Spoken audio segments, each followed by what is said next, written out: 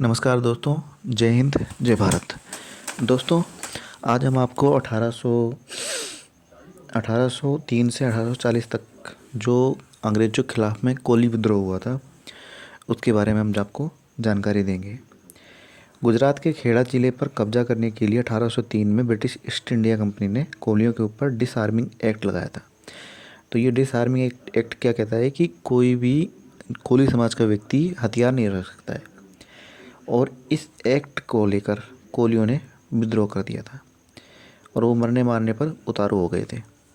इसके बाद अंग्रेज़ों ने कोली जाति को क्रिमिनल ट्राइब घोषित कर दिया, लेकिन कोली मुखियाओं जैसे कोली ठाकुर और कोली पटेल, इन लोगों ने कचहरी में अर्जी लगाई कि ब्रिटिश सरकार का कोलियों पर कोई अधिकार नहीं है, ये सब बंद किया जाए, लेकिन कुछ नहीं हुआ। इसके बाद कोली ज़मींदारों ने ब्रिटिश शासित शहरों और गाँवों में लूटमार शुरू कर दी।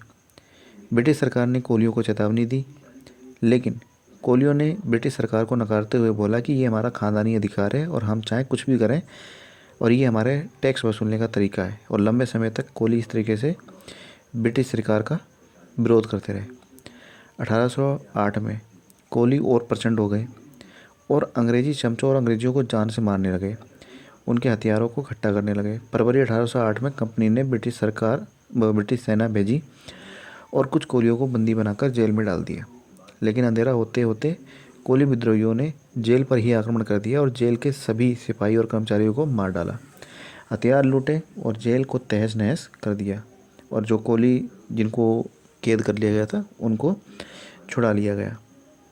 1810 में ब्रिटिश ने एंटी कोली आर्मी बनाई और बड़े पैमाने पर कोलियों को बंदी बना लिया और प्रिंस ऑफ वाल्स आइसलैंड पर ले जाया गया कोलियों को, और कुछ कोलियों को खेड़ा जेल में ही रखा गया है। इसके बाद 500 कोलियों ने मिलकर खेड़ा जेल पर आक्रमण कर दिया और तगड़ा ही उत्पात मचा दिया।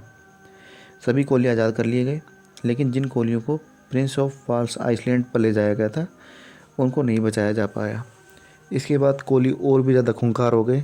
अंग्रेज़ों ने अपनी सेना की मात्रा बढ़ाई, लेकिन कुछ नहीं हुआ। तो अंग्रेज़ों ने बड़ौदा स्टेट, यानी जिसे बड़ौदा स्टेट बोलते हैं, से मदद मांगी, क्योंकि उनके पास स्थानीय जानकारी सही तरीके से थी। और बड़ौदा रियासत ने अपनी सेना बड़ी मात्रा में भेजी ताकि अंग्रेज़ों के साथ उनके रिश्ते और मजबूत हों। लेकिन कोलियों ने अंग्रेज़ी सेना और बड़ौदा सेना दोनों को ही मात दे दी। इसके बाद अहमदाबाद के ब्रिटिश कलेक्टर ने सुझाव दिया कि उनको सिर्फ कोली मुखियाओं पर ही हमला करना चाहिए, और ये सुझाव काम आया। लेकिन इससे सिर्फ कुछ ही कोलियों पर काबू पाया जा सका। कोली विद्रोह 1840 तक इसी तरीके से चलता रहा। 1840 के बाद अंग्रेज़ों को थोड़ा आराम मिला, क्योंकि अब कोली ज़मींदारों पर ज़्यादा ध्यान दे रहे थे। लेकिन 1857 में पहले से महाराष्ट्र और गुजरात के गांव-गांव और शहर-शहर में कोलियों ने अंग्रेज़ों के खिलाफ़ हथियार उठा लिए थे। धन्यवाद। जय हिंद। वीडियो पसंद आए तो शेयर ज़रूर करें, लाइक करें। जय हिंद।